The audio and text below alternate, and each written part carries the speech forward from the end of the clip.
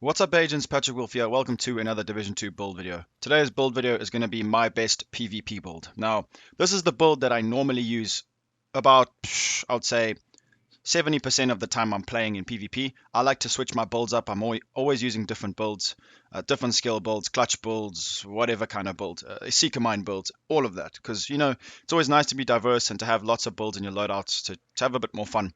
But this is my go-to if I'm in trouble and I need the strongest build, you know, in TU6 right now, in my opinion, to be tanky, to do as much damage as possible. It's steered towards maybe the TU5 meta, but it's pretty good. This is what I use. If you guys watched my previous live stream, this is the build that I really do well with. I can go up against teams and do quite well, maybe get 2 out of 4 of them, and I'm very difficult to kill. So this is going to be my best PvP build in TU6. I'm sure you guys want to see this. Now remember, it's not the most effective. There is no such thing as the meta currently right now. That's what I'm seeing. It's extremely good. It's almost like the Division 1 1.7. It seems like builds are countering each other extremely well right now. The state of the game is actually really good. Now we have a few issues like the double barrel. The base damage is way too high, and Negotiator's Dilemma needs a bit of a change. But well, a bit more of a change because it's still really strong, but it's counterable. You can counter it. So the current state of the game is really good. So remember, take it with a pinch of salt. This is and by no way I'm saying this is the actual meta. There's different ways to counter this. My anti-meta build, rifle build, could actually probably counter this build pretty well. So there's a lot of different aspects to builds right now. So it's a bit more complicated than you think. That's why you guys need to have quite a few loadouts. I'll probably bring out a video very soon explaining why we need so many different types of loadouts in this meta, so you guys are able to counter different people. Like if someone is using a tanky build and you use the rifle build and you kill them pretty quick and they change to clutch and you can no longer face tank them, you want to use my previous rifle build or this build, and you'll just wipe the floor with them. It won't even have a problem. So it's really good. This build works extremely well for console and PC. So this is my best PvP build for TU6, guys. So we need to use the Survivalist. Now this might be a bit of a shock to you guys, but it's extremely important. The Survivalist, make sure assault rifle damage is active. This right here is the best way to heal yourself if you're not speccing into skill power. This Mender Mine is extremely good. So I will show you guys in a minute in the test station to show you exactly how good this really is. It's also nice because we get outgoing healing for our teammates, protection from elites, which is not, this is a PvP build, but that will do pretty well. The armor kit's not too bad. We do get a bit of skill haste here as well. So when you want to get your mine back, I get my seeker mine back, guys, in 15 seconds. It's really good. But you have to destroy the mine before it finishes its cooldown. For some reason, that just makes it come up a lot faster. So we get some ammo as well, which is very good.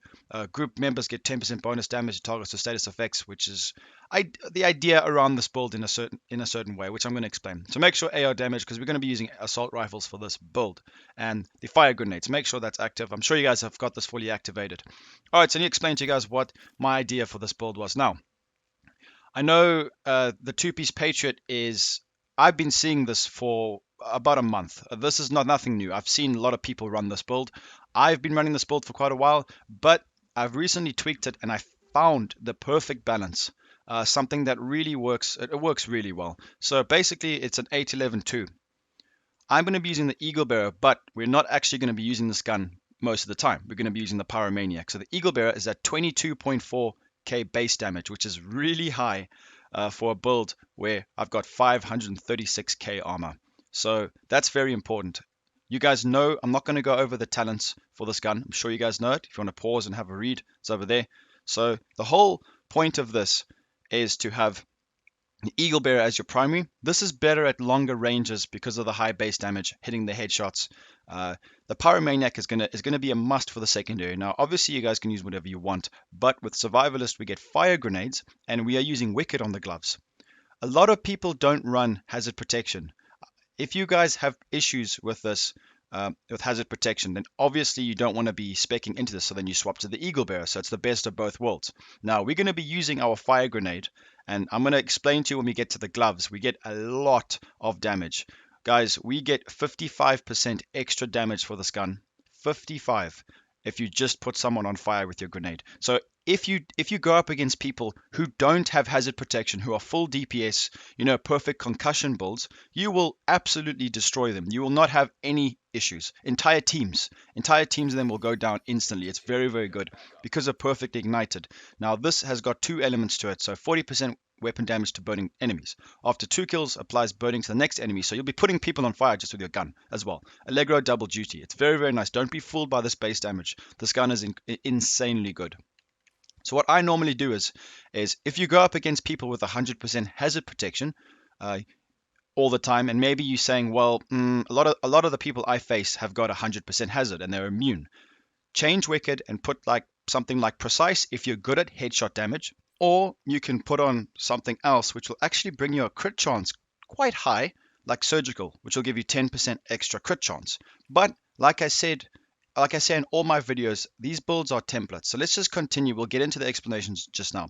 So make sure you use those guns. If you see the idea behind it, use the Eagle Bearer, throw the fire grenade. If they don't have hazard protection, they will die. If you put someone on fire, they're dead. You swap to the pyro. It's a very fun way to play and very, very effective way to play. All right, so the mask, we're going to be using the Hollow Man. Now, if people are running this, like I said, you could change your glove talent. It's completely up to you. That's the nice thing about this build is it's interchangeable. So we'll explain that a bit more clearly when we get to the gloves. So this will give me 100% hazard protection just with this. So make sure to roll hazard protection there as high as you can to make sure you get over 100%. So that's very nice. We do get an extra 10 from the Yell gear, which is great. 5% crit chance. Chest piece, this is going to be the one I always use. You guys know this. This is my beautiful chest piece with 40k armor and 30% total armor Bloodsucker. Now I've got some nice total armor mods. 2.5, 4k, 4.8, 3.5. Explosive resistance is very important as well. Try and stack as much explosive resistance as possible. There's currently a mod in one of the DZ vendors. So definitely go pick it up. It gives you explosive resistance and extra armor. So make sure to go pick that up. All right, so we're going to go over the True Patriot pieces. Now, why do we use this? This True Patriot holster, the 2-piece will give us 10% total armor. That's not the reason why we use the holster. The reason why is because we got 4 reds from this. I currently haven't even re-rolled one of my slots. So crit damage, crit chance. I can go for whatever I want here. It's still moddable. I'm still debating what I want to do. Maybe even go for health. So if you guys think my health is low, I have an option there. I'm sure you guys will as well. Raise the health or crit damage. Completely up to you, depending on which way you want to go with this build. But that's it right there. And the reason why it's so good is because I got 2 4% assault rifle mods. So that's 5.5% right there. So that's going to be over 10% base damage. Just off the holster, which is really good. And we get the 2 reds for whatever crit chance or crit damage you can put on there. So it's extremely important to roll this holster and get the True Patriot holster rather than any other piece, because these are best in slot for this build right here. So you definitely want to go for that. The backpack now, this is the one that I normally use if I want to get as much armor as I can. Just put on the highest armor backpack you can. Don't worry about any other talents. It's completely up to you. It depends what pieces you have, but go for reds and blues. Now, unfortunately, this one's got a utility mod slot, which doesn't matter because it's got 18.5% total armor, 25k armor, 1% weapon damage. I'm sure you guys know this backpack. If you didn't buy it, this was one of the highest armor rated backpacks I could find. So it doesn't really matter because we got hardened on it. That gives us a lot of extra armor right there. Plus the yellow got 1 piece, which is 5. Then this is the most important part. So we've got Fenris gloves. Fenris gloves are very, very strong. Now I'm going to show you guys the relationship between why we're using this and not True Patriot gloves. So the Fenris is nice because we do get a solid talent, and we can put 11% AR damage like I have done here. If you got higher, you can. With health, that gets us to 11 blues, which is important for Bloodsucker. That's going to help us even more armor. That's why Bloodsucker is so good with any high armor builds. So the reason why I've got Fenris is because we get 10% AR damage from the one piece. That's a must-have, and another 11. So that's 21% assault rifle damage just from uh, the gloves. And this is where it gets interesting. I find a lot of the times that enemies don't have 100% hazard. I have problems with people with clutch builds.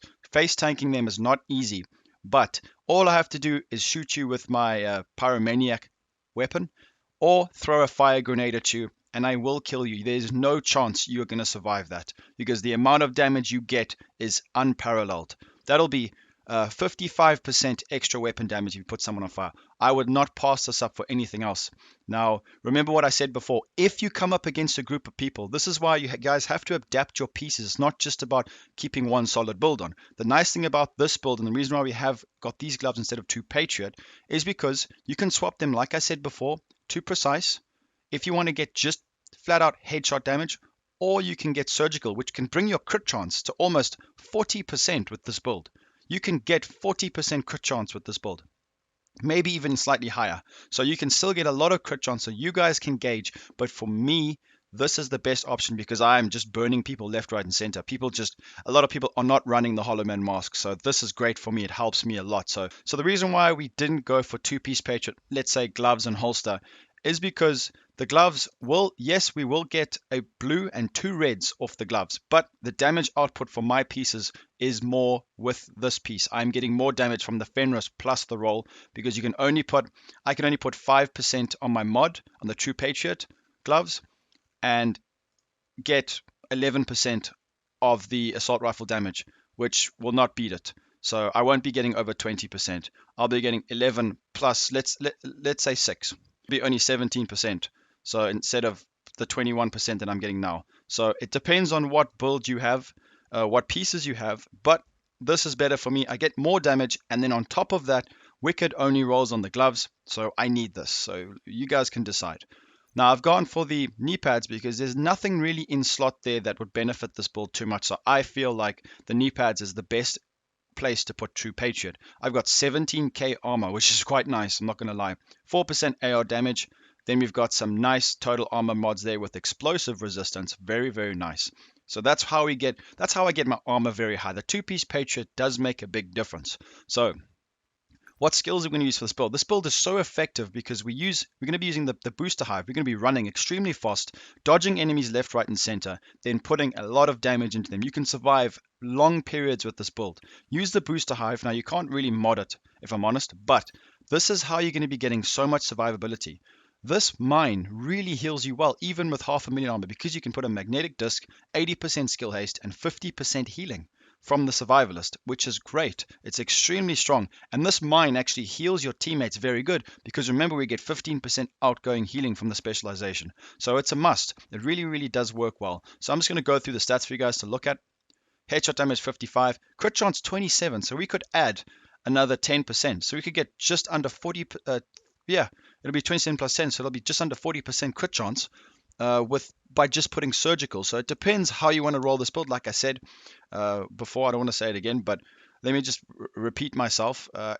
If you don't like the status effect damage buff and you need people are all immune in your server, change up to surgical and you can get that extra crit chance, then you will really be melting. All right, so all weapons damage minus 5.5. We've got a nice amount of assault rifle damage, but remember that doesn't count the pyromaniac buffs, so that's why it's so good to utilize that utility from that gun. So we're going to be getting a lot more damage there. So if we just go down here, my hazard protection is 113%, which is great. Then over the mines there, the Seeker Mine's going to be healing me for 14k, so that's pretty much the build. Let's go into the lower part, the shooting range, and I just want to show you guys how good this healing actually is. Remember how much armor I've got. That's very key to note that. So if we look over here, you drop your mine, you'll be running around. You don't have to focus on healing yourself. Look at that healing, guys. So then you'll be running around. That's 2 procs, and it's almost healed me fully back. That's extremely good for the amount of armor that I've got. This is why you can run around and just be so tanky and heal yourself extremely fast. Plus, you've got those constantly recurring med kits. You pop your armor kit, and it's just going to constantly heal you. Now, if you destroy this, it's a 15-second cooldown. It's ridiculous. So this is a very effective build. Honestly, the utility is more than I thought it would be, especially considering that um, a lot of people are running different builds. And for me, this build just, I don't know, I like to be tanky, puts out lots of damage. It has a lot of utility utilizing the Pyromaniac, immune to everything. So you can't be disrupted, you can't be put on the bleed. It's really, really good for any kind of build. And the armor stacking and healing is extremely good. And I really love this build. And I hope you guys remember that this is my opinion build. It's you guys might have a better version. This is just a template for you guys to work upon. But I really do love this build, and this is my best PvP build in TU6. So I hope you guys did enjoy it. If you did, please make sure to leave a like, leave a comment, let me know what you think. Subscribe to the channel. I'll be seeing agents in the next video. Peace out, boys.